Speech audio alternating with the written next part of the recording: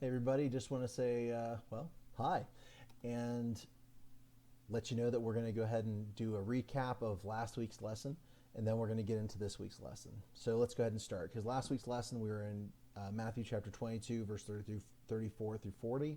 We're going to be doing that again today, looking at the second great commandment, as Jesus put it. So the first great commandment, was we were looking through that, is loving God with all of our heart, our soul, and our mind. And so that means our emotions need to be in line with his heart. That's the idea there of heart. Our emotions need to be in line with his heart. Our thoughts, our mind, our thoughts are centered around our relationship with him, and our actions reflect his plan. So that's our heart, our soul, and our mind. So our heart and mind, our heart is with his, our mind is with him, and our soul, or the will, the part of us that determines the actions, should reflect his plan. So when we get our emotions and our thoughts to work together, it's easier for us to get our actions in line. And our actions are the proof of what our heart feels and what our mind thinks. So when Jesus says that we should love God with all of our heart, with all of our soul, and with all of our mind, what he's really saying is that we should love, or the love that we have for God should not be split into one part of our lives and not the other. In other words, we need to love God with our whole being. So love shouldn't be compartmentalized. It should be allowed to overflow into every area of our lives. And so the question I want to leave you with as far as that recap is this: is your relationship, is my relationship with God flowing into every area of life? Or am I compartmentalizing it? Am I a Sunday Christian and whatever else I want to be Monday through Saturday? So that's our quick recap of last week's. I'm doing that because these two are out of the same passage and they're connected. And so we're going to move on to the second great commandment. So once again, Matthew chapter 22, verse 34 through 40. It says this: "But when the Pharisees heard that he had silenced the Sadducees, they gathered together. And one of them, a lawyer, asked him a question, him being Jesus, in order to test him. 'Teacher, which is the great commandment in the law?' And Jesus said to him, 'You shall love the Lord your God with all your heart, with all your soul, and with all your mind. This is the great and first commandment. And a second is like it. You shall love your neighbor as yourself. On these two commandments depend all the law and the prophets.'" And so I'm going to ask you a question. I'm going to give you a second to go ahead and pause this video and answer in the comments if you would like. That'd be great. But here's the first question: what does it mean to love your neighbor as yourself? Go ahead and pause it for a second, and we'll come right back. I assume you paused it. At least I like to think you did. But what does it mean to love your neighbor as yourself?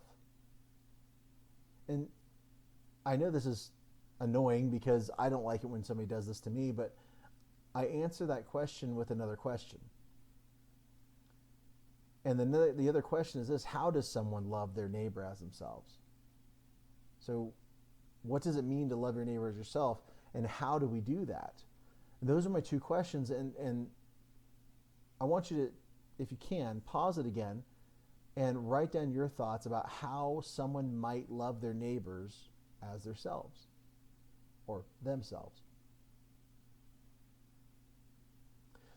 Okay, so as I look at these two questions, there's a few things that come to mind.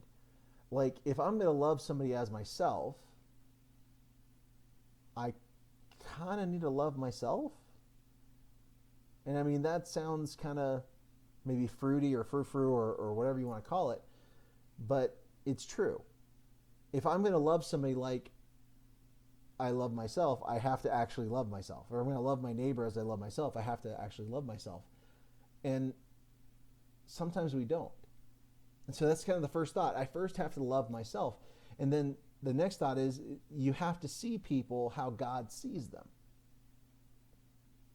And little caveat here, you have to see yourself as God sees you as well. I think that's part of that first section there of loving yourself. And so we have to see God as, or see others as God sees them, including ourselves. And then the last thing I think is kind of the easy part, or how does someone do that, or what does it mean? We treat them accordingly. We treat them accordingly, like I love myself, or how God loves them, and we treat them that way. And so that's kind of like I think the practical part of this, but we actually treat them like we love them. And so I want to look at these three things real fast. And the first one is loving yourself.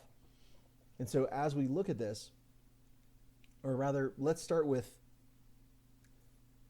so I asked the question, what does it mean to love your neighbors yourself? And so rather than starting this question or this section with that kind of question, I want to start with what it doesn't mean. And so we're talking about loving yourself, but what does that not mean? So loving yourself, it doesn't mean that you do whatever you want. It doesn't mean that you do whatever you want whenever you want. Whenever we do that kind of thing, we're not really showing love to ourselves, because a lot of what we want is actually bad for us. And so the idea of loving yourself isn't doing whatever you want, it's doing what is best for you.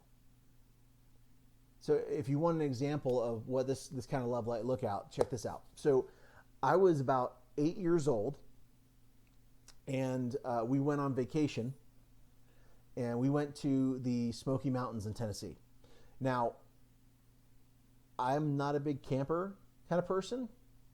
A glamping would be fine with me, like glamour camping. Get a hotel room and pretend like I'm camping, or get a big RV with all the comforts of home and satellite TV and camp. That's fine with me. But we went camping, and it's kind of the first and only time my family went on a camping trip that I can remember. But during the camping trip, I found something out. I like fire. Now, I don't like to light things on fire. I'm not that, but I like fire, and I wanted to play with the fire. And so my mom, for some reason, loves me and didn't want me to get hurt, so she basically told me I could not play with fire. I'm pretty sure some other parents have said things like that before, but at 8 years old, I thought fire was cool. I thought playing with it, manipulating it was cool. And so she told me I couldn't do it. The love she had for me went against my desires in order to do what was best for me, which was keep me safe from fire. This is the kind of love that we ought to have for ourselves. A kind of love that looks for what's best for us rather than just giving us what we want. Of course, me being 8 years old and me being me, I didn't listen.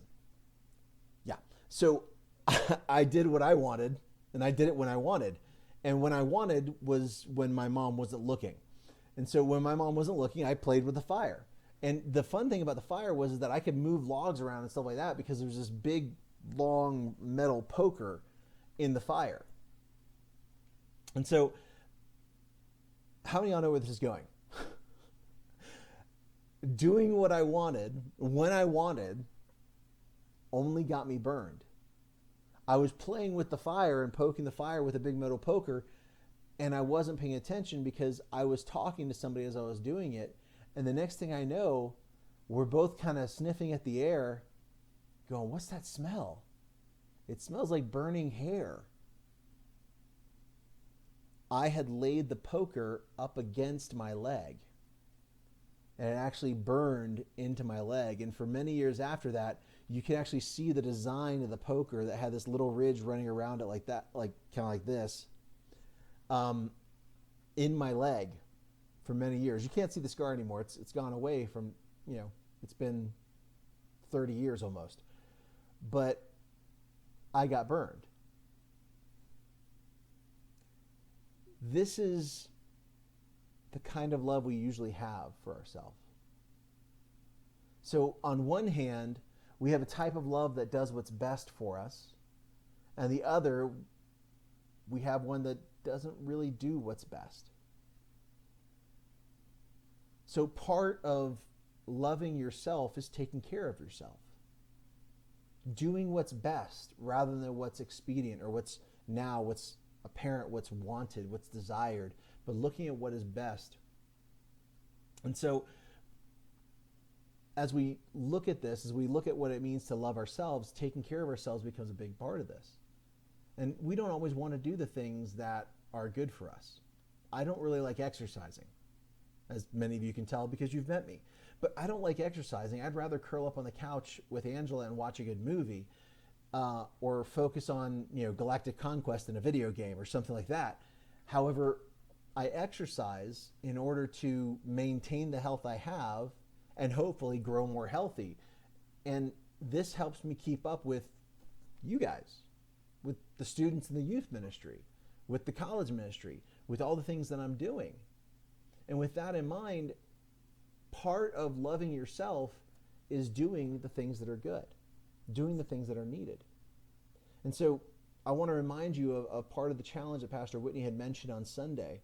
And we're doing this for the next 40 days. So, if you count today or you count tomorrow as day one, that's fine. Just do it we're doing it for 40 days. And the first thing he challenged us to do was to invest in yourself. Take at least 2 hours each week to take care of yourself, to show yourself love. If that looks like reading a book, now bear in mind, I'm talking about reading a book to expand your horizons, to learn from, not necessarily, a comic book just to entertain, but read a book. If it's taking care of yourself, then go ahead and do that. If taking care of yourself or taking better care of yourself is eating healthy, well, do that. Or go on a bike ride or go exercise, go for a walk, do something like that. But take care of yourself. Show yourself the love that you have been, I guess, not showing yourself. The things you've been neglecting. Because until we can love ourselves, we don't really know how to love someone else. Because it tells us to love our neighbors as if they are us. And so, as you're doing this, what's going to help you is writing down your goals for the next 40 days and then doing it. That's the biggest thing, is doing it. Make a change in your life that shows others and shows yourself that you love. The more we begin to love ourselves, the better we can love others.